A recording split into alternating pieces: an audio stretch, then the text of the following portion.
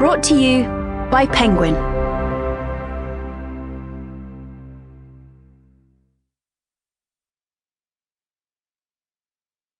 Dark Laboratory, written and read by Tao Leigh Goffe. To the islands, the coral reefs, the blue-footed boobies, the mountains made of guano, the Calcutta mongoose, the budding marijuana, and the volcanoes with which I have written this book. Some of those that work forces are the same that burn crosses. Rage Against the Machine, Killing in the Name, 1992. We are dreaming all wrong. Art is otherwise, all that is left able to lift the grime and glitter caked under eyelids and halt. Thereby our crippling dreaming. Truth is otherwise. It risks all to be born, to be unstoppably, irresistibly alive. Toni Morrison, The Foreigner's Home, 2018. Everything Flood Out, Bridget Tuttigran Rosie Bailey, 2013. A note on terminology. When we surrender to language that limits our capacity to identify the structures of power that enforce racism, we have already lost half the battle. A colorblind approach prevents identifying anything at all about systemic inequality. I use Black with a capital B to denote references to Black people. I use a lowercase b in reference to the color Black and abstract senses of Blackness and anti-Blackness.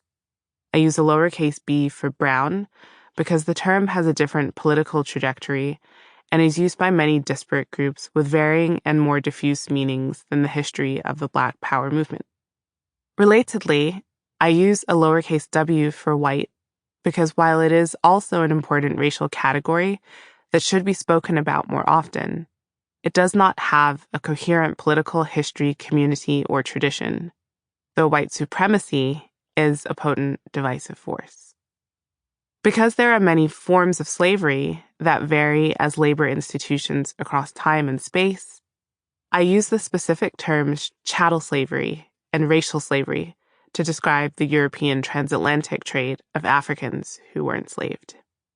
The distinction is important because historically and in the present, there are multiple violent forms of slavery, but none have treated humans as property to be bought and sold at auction, stripping people of their basic personhood in the way that enslavement of Africans took place during the European colonization of the Americas, a dehumanizing and racializing process that took place from the 16th to the 19th centuries. When referring to the system of temporary contract-enforced debt labor that coincided with and followed racial slavery in the 19th century, I use the term racial indenture. This nomenclature is distinct from the indentured servitude of white Europeans from an earlier period. Muddying the terms erases the racializing nature of the labor scheme for people in the 19th century who were primarily Asian, Chinese, and Indian, and were racialized by the process because of the proximity to racial slavery and Black people. There were also indentured laborers from Africa and Southeast Asia who were forcibly brought to the Caribbean. By referring to these people who rebelled against inhumane labor conditions as workers or servants, we belittle the fraught nature of volition and consent under the mutilation of the whip on Caribbean plantations. Race is a construct that is full of social meaning that translates as political power.